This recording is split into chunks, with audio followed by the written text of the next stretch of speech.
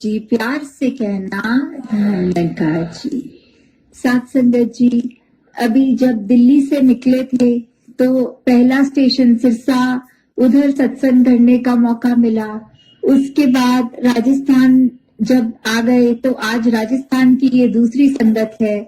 और दासी को बहुत ही अच्छा लग रहा है यहाँ आके कि किस तरह आप सब सत्संग बीकानेर की ये इतनी मर्यादा में कर रहे हैं और बिल्कुल जिस तरह सत्संग की जाती है एकदम शांत अवस्था में, जहाँ जो वचन निकल रहे हैं, क्योंकि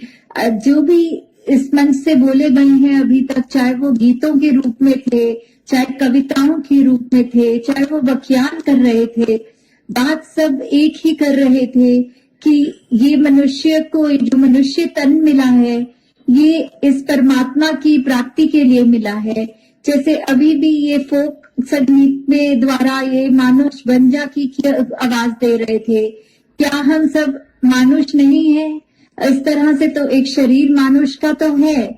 पर उसके अंदर जो भाव है, जो एक मनुष्य की जो वैल्यूज, ह्यूमन वैल्यूज हैं, वो एक प्यार वाली, निम्रता वाली, विशालता वाली, सहनशीलता वाले, ऐसे क्या गुण हम में हैं? यदि है तो तभी हम एक सच्चे इंसान, सच्चे मनुष्य हैं, नहीं तो नहीं है। और ये हम कैसे हो सकते हैं जब जिस तरह बहुत आवाज अभी हमने जो सुनी भी इधर मंच से कि संदेश यही आ रहे हैं कि ये समय तो बीता ही चलता जा रहा है, कोई भी घड़ी जो बीत गई वो वापस नहीं आती और हम सबको ये नहीं पता हमारा जीवन कितना लंबा है। तो हर पल अब कोशिश करके आगे आने वाली जिंदगी को सुधारते हुए हर पल अपना इस निरंकार की प्राप्ति करें कि ये बहुत ही जो जिज्ञासा मन में लाएं अपनी, और जिस तरह से सत्संग के द्वारा भी हम यही एक जिस तरह कहते हैं वो शब्द जिज्ञासा लाने के लिए मन के अंदर रखें कि निरंकार हम सबके अंशन ही है, उसको जाना भी जा सकता है।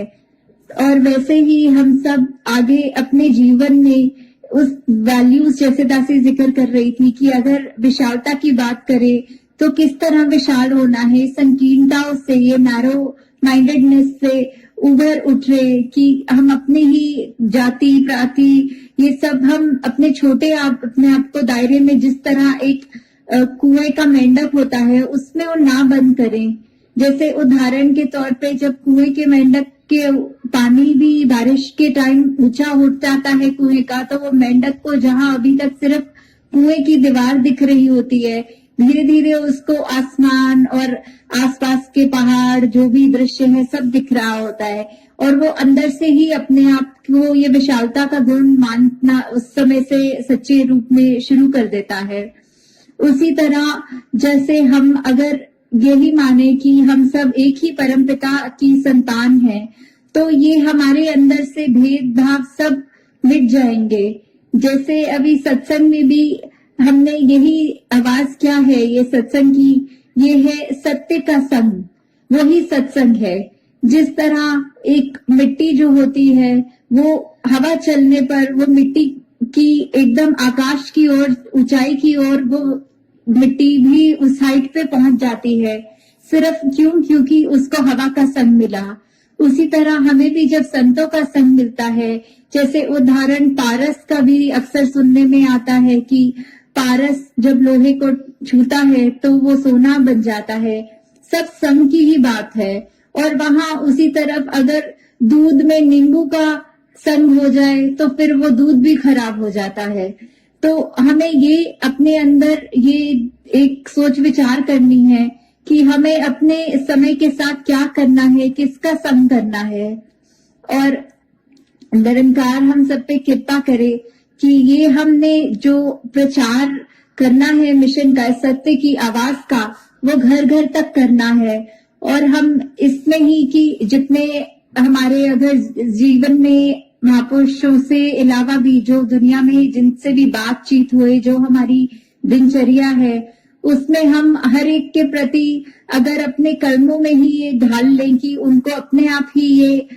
आवाज लगे कि इनका कहीं ना कहीं इस सच के साथ सामना हुआ है और ये जानते हैं निरंकार को, उसी तरह हमने अपने कर्म रूप में ही इस प्रचार को करना है और ज्यादा से ज्यादा कोशिश करनी है कि महापुरुषों को ये ऐसा संग मिल जाए जहां हमारा अपना जिस तरह जीवन का कल्याण हो गया है, आगे औरों का भी कल्याण हो सके। और दासी अंत में फिर से यही कहना चाहेगी कि ये हम सबको यहाँ बैठे जहाँ इस प्रभु परमात्मा निरंकार का ज्ञान है, वहाँ हम सब एक मन एक चित होके हमेशा जिस तरह सत्संग करते हैं वैसे सिमरन भी ज्यादा से ज्यादा करे, सेवा भी जिस रूप में भी ज्यादा से ज्यादा हो सके, चाहे वो तन की सेवा, चाहे वो मन की सेवा, चाहे वो